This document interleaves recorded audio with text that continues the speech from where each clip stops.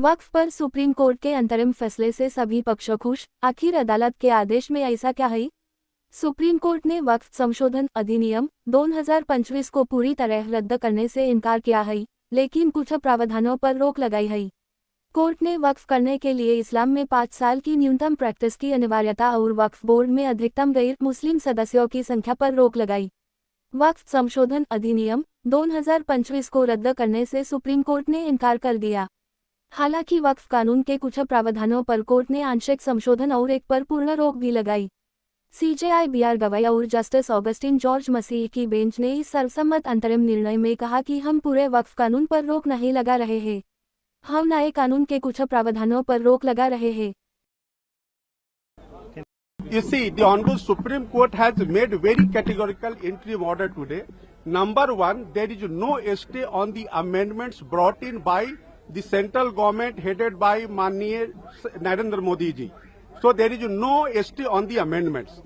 Only there is a interim order in favor of the petitioners regarding that they cannot be deprived of the work property without following the procedure laid down in the law, including the amended law. Third, that if any work has to be taken by the government or the possession has to be taken back, that the procedure laid down in the Waqf Act, including the amendment of the Waqf, that procedure has to be followed by the tribunal as well as by the Honorable High Court.